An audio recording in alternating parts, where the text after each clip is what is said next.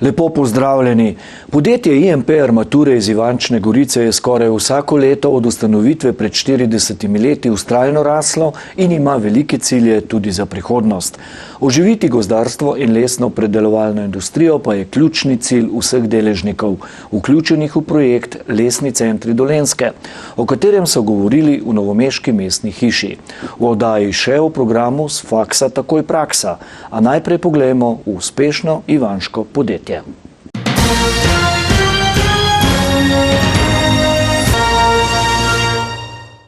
Podjetje IMP Armature iz Ivančne Gorice se lahko v zadnjih letih pohvali z res lepimi uspehi.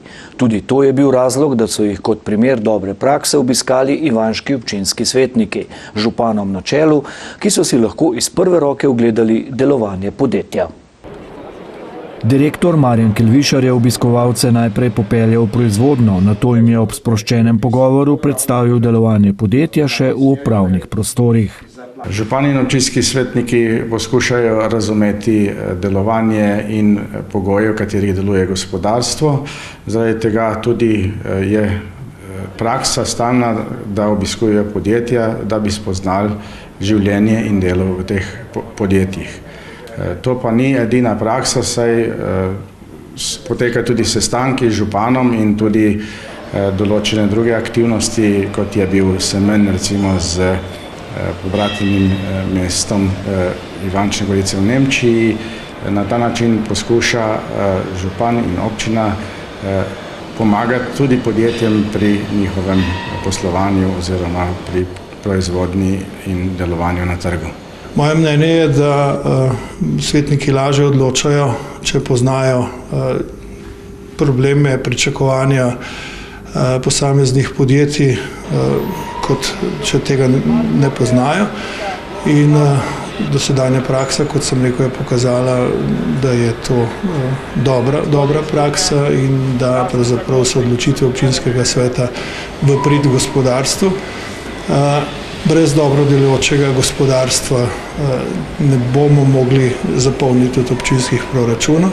Tega se zavedamo in seveda naša naloga je, da v okviru zakonskih možnosti omogočimo podjetjem čim lažje delovno okolje.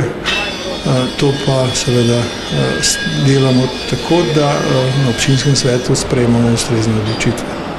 Eden od razlogov za ta posebni obisk je bil lanski uspeh podjetja. Lansko leto je bilo izjemno leto, predvsem na domačem trgu. Tukaj so se poznale tudi volitve in sofinanciranje določenih gradnje infrastrukture iz evropskih skladov. Seveda pa smo rasli tudi v tujini, tako da je vse skupaj botrovalo 25% uspehu oziroma porasti prodaje na domačem in tujem trgu. Veliko optimizma pa lahko črpajo tudi iz začetka tekočega leta. Letošnje leto smo začeli boljše kot lansko leto, kažejo se povečanje prodaje, vendar so odzadaj videne tudi težave in tudi napori, ki bomo morali vložiti zaradi izpada predvsem ruskega trga. V podjetju se lahko pohvalijo, da so skoraj vsako leto od ustanovitve, to je bilo pred natanko 40 leti, vztrajno rasli. Poskušamo biti aktivni in pridobivati kupce vsak dan, začnemo znova in poskušamo predstavljati naše podjetje na trgu, klicati v tujino, poskušamo izvajati vse marketinške aktivnosti, tudi ostale, se pravi predstavitve na sejmih, kot tudi v raznih publikacijah, vse s ciljem, da bi rastli. Podjetje IMP Armature je navzoče tako na domačem kot tujem trgu. Konkurenca je huda, predvsem so tukaj nizkocenovni proizvajalci iz Daljnega vzhoda, ki nam zelo konkurirajo in rušijo možnosti. So pa tudi nekatera velika evropska imena, s katerimi se ne skušamo spopadati, ampak poskušamo sodelovati in proizvajati seveda po naših pogojih oziroma po naši licenci vse proizvode. Te proizvode pač pod tujim imenom prodajamo in koristimo mreže velikih proizvajalcev armatur. Seveda podjetje ne bi dosegalo tako zavidljivih rezultatov, če ne bi vselej stremelo k najboljšim.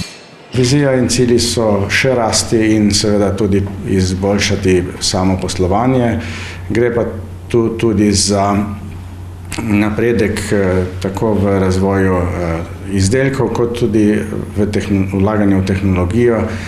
Cilj je, da izboljšajo predvsem svojo storilnost, poudarja Kelvišar. V novomeškem Rotovžu so pripravili posvet o projektu Lesni centri Dolenjske, ki je bil uvrščen v regijski razvojni program jugovzhodne Slovenije. Izpostavili so področja, ker mestna občina vidi največje možnosti sodelovanja.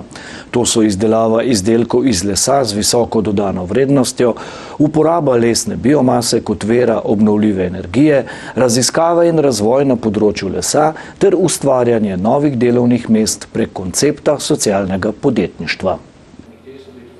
Oživiti gozdarstvo in lesno predelovalno industrijo, da bo v prihodnosti vnovič predstavljala pomembno gospodarsko dejavnost v jugovzhodni Sloveniji, je ključni cilj vseh deležnikov vključenih v projekt Lesni centri Dolenjske.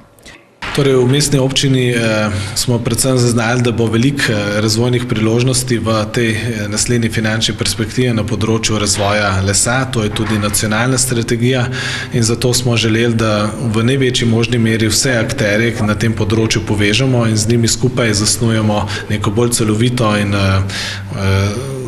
aktivno, proaktivno vizijo, kako bi na področju novih priložnosti, trajnostnih priložnosti, odpiranja novih delovnih mest zasnovali to strategijo in potem jo tudi izvajali.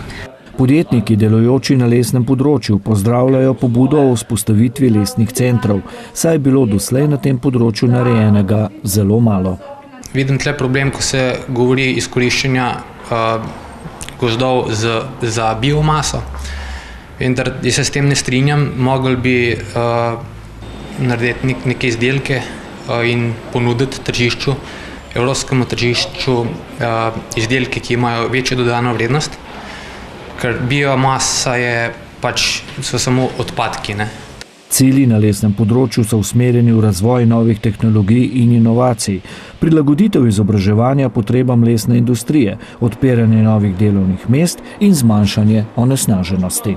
Torej, Lesni centri Dolenjske je regijski projekt za celotno regijo in želimo, da bo tudi Novo mesto imelo noter konkretno vlogo in da bomo znali te priložnosti tudi za ta konec počrpati.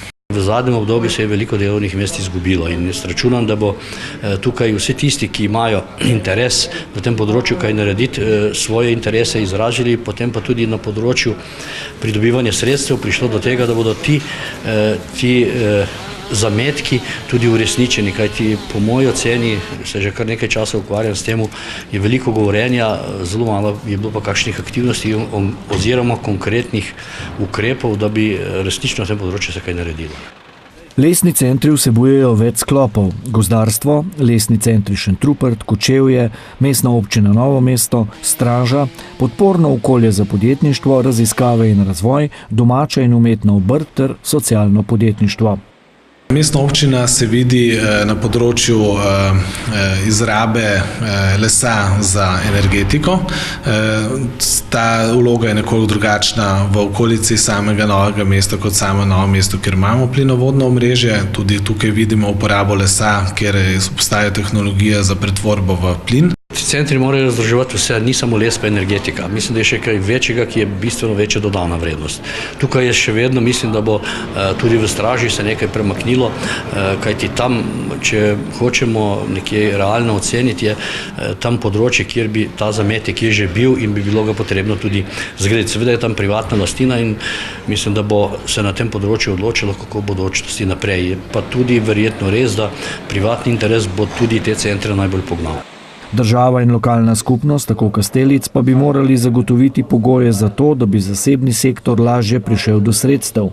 Mestna občina je sicer nosilka na področju raziskav in razvoja. Ima namreč izobraževalne ustanove, kot je šolski center, brez ustreznega strokovnega kadra pa ni razvoja gospodarstva. V preteklosti seveda smo vršili to funkcijo že za druga večja podjetja, sedaj pa mislim, da je nov zagon na tem področju in šolski center ima sodobno opremljeno šolo, predvsem delavnice, z najsodobnejšo opremo na področju lesarske stroke, saj smo jo v zadnjih letih opremili z evrosredstvi in lastnimi sredstvi. Žal pa v zadnjih 5 letih zaznavajo upad zanimanja za lesarstvo. Sicer pričakujemo, da se bo to obrnilo nazaj na našem področju, saj je Dolenjska, bi rekel, področje, kjer je les naravna domača surovina in jaz upam, da bomo jo tudi s tem združenjem Lesnega centra Dolenjske znali obrniti v prid in v sodobno obdelavo ter dodano vrednost znali prodati. Projekt Lesni centri Dolenjske je že umeščen med prednostne za naslednje finančno obdobje. Zato si obetajo precej evropske podpore iz različnih skladov, poudarja Macedonij. Del denarja bo namenjen infrastrukturi, glavnina pa vsebini oziroma programom, ki bodo med drugim zagotovili nova delovna mesta.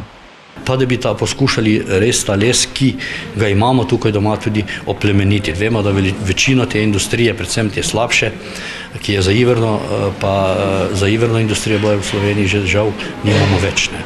Da bi ohranili vsaj ta boljši, kvalitetnejši les za predelavo, ne samo primarno, ampak tudi naprej za dodelavo do večje dodane vrednosti. To bi lahko zagotovili s takšnimi lesnimi centri, kot jih načrtujejo. Predvsem to me moti, ker naše podjetje masivni les nabavlja prek distributerja, slovenskega distributerja, ta pa nabavlja les v tujini, v Avstriji največ. Slabost je seveda to, ker naši kmetje oziroma gozdarstvo masivni les izvaža po nizki ceni, mi ga pa praktično zelo drago plačujemo. Večji del projekta Lesni centri Dolenjske naj bi se sicer odvil po letu 2016, predtem pa morajo pripraviti vso dokumentacijo, ki bo podlaga za črpanje evropskega denarja. Za konec pa povzemimo še mnenje Marjana Graha z novomeške območne enote Zavoda za gozdove. Po njegovem bi vsakršna oživitev predelave lesa, ki bi lesu dvignila dodano vrednost, morala biti glavni cilj, od katerega bo imela lokalna skupnost največ koristi, dodane vrednosti in delovnih mest.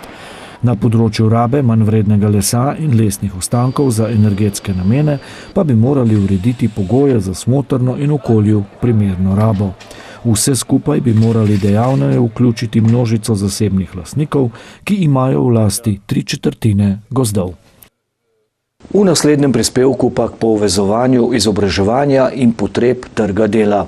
S faksa takoj praksa je aktualen program, namenjen zaposlovanju brezposelnih diplomantov do vključno 29 let s terciarno stopnjo izobrazbe, ki iščejo prvo zaposlitev. Podjetja, ki se vanj vključijo, jih izpopolnjujejo na delovnem mestu za najmanj 1 leto. Ne glede na to, ali jih po koncu programa čaka redna zaposlitev, je to za mlade diplomante pomembna izkušnja. Izpopolnjevanje z zaposlitvijo oziroma pripravništvo, če je tako predvideno, delodajalec zagotavlja za polni delovni čas ali krajši v skladu z odločbo o invalidnosti in sicer na delovnem mestu v ustreznem vrsti izobrazbe vključene osebe.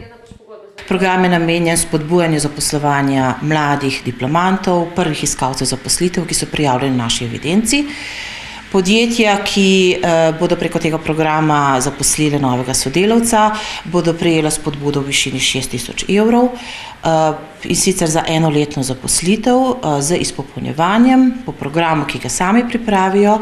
Mladi diplomant bo po tem programu moral pravzaprav nadgraditi svoje formalno znanje z novimi sposobnostmi, kompetencami, izkušnjami in potem nadaljevati svojo poklicno pot v tem podjetju ali pa v kakšnem drugem.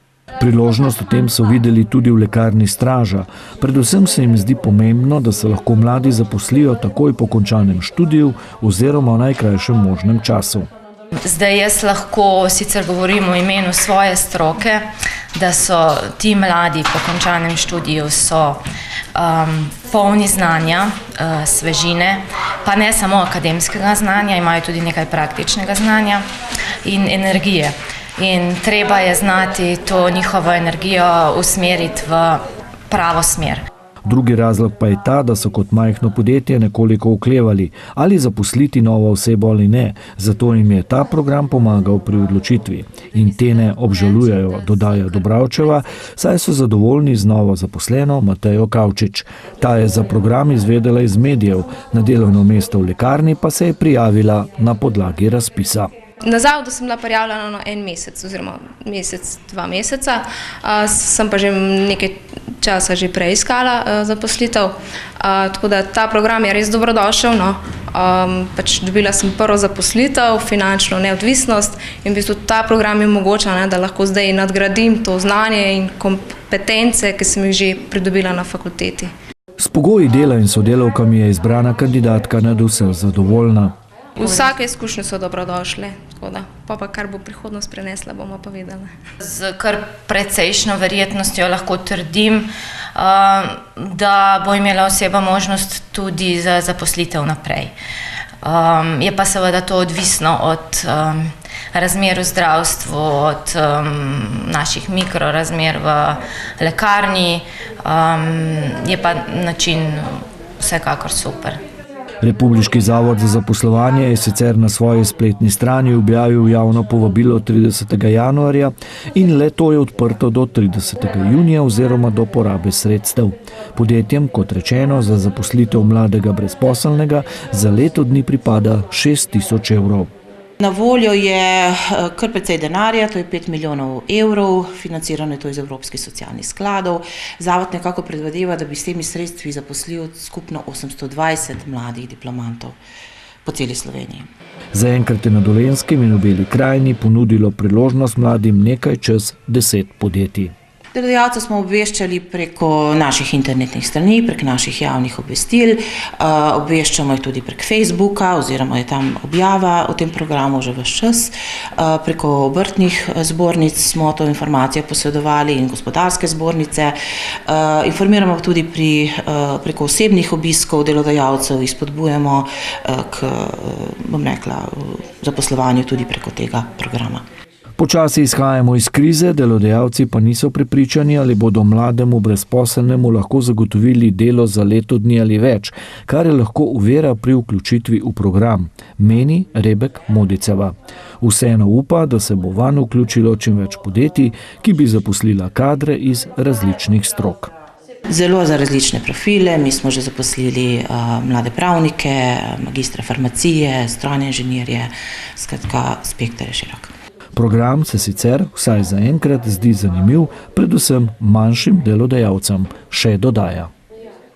V Komunali Trebnje ugotavljajo, da zdajšnji rezultati ločenega zbiranja odpadkov niso sprejemljivi.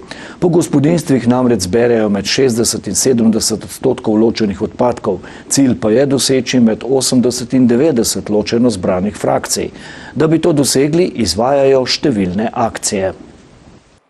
Trbanska komunala v vseh 4 občinah, Trebnje, Mirna, Mokronog, Trebelno in Šentrupert, izvaja ravnanje s komunalnimi odpadki na enak način. To se pravi, da na 14 dni izmenično odvažamo mešane komunalne odpadke ter mešano embalažo. Tedensko odvažamo tudi neposredno od gospodinjstev odvoz bioloških odpadkov, vkolikor pač stranka nima zagotovljenega kompostiranja. Potem na ekoloških otokih zbiramo ločeno papirno embalažo in stekleno embalažo. Seveda imamo pa tudi organiziran odvoz nevarnih odpadkov ter kosovnih odpadkov.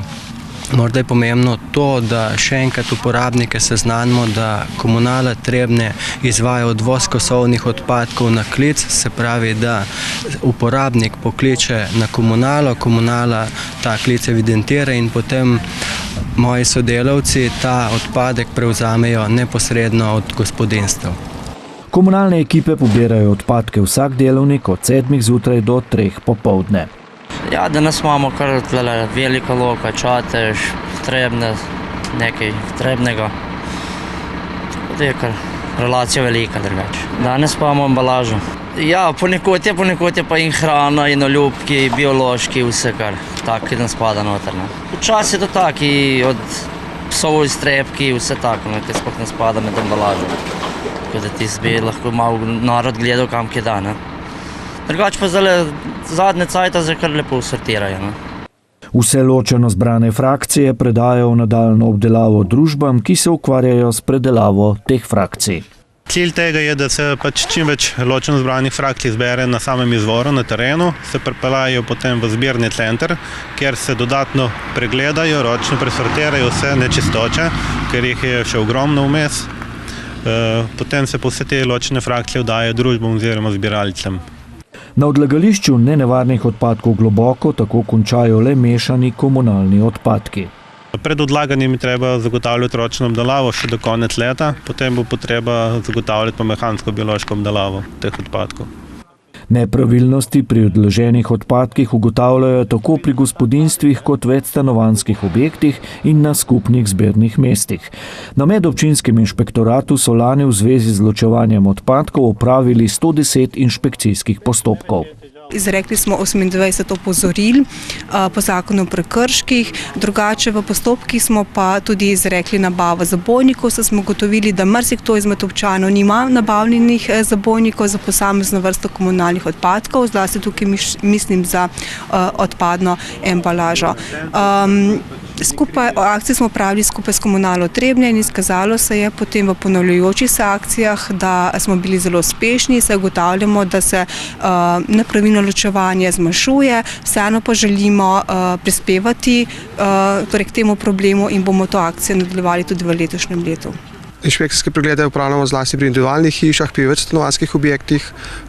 Danes pa smo tukaj za mano je ekološki otok, kamor vaščani odnašajo odpadno embalažo, mešano embalažo in steklo in pa papir. Pri pregledu smo ugotovili, da steklo je ustrezno ločeno, razen odložen je bil noter eno vedro, katero je treba odložiti v embalažo, v zabojnik za odpadno embalažo. Opazili smo pa pri mešanih odpadkih, da je odloženo kar precej hrane. Do zdaj so izrekali le opozorila, v prihodnje pa bodo za ponavljajoče kršitve tudi globe. Če nepravilno ločuje fizična oseba, to se pravi oseba v nekem gospodinjstvu, je globa za posameznika 200 evrov. V primeru, da stori ta prekršek pravna oseba, se jo kaznuje z globo 1250 evrov, njeno odgovorno osebo pa z globo 125 evrov. V primeru, da je pa to samostojni podjetnik posameznik, pa se kaznuje z globo 175 evrov, njeno odgovorno oseba pa s 75 evri. Pri večstanovanjskih objektih imamo težave z dokazovanjem prekrška.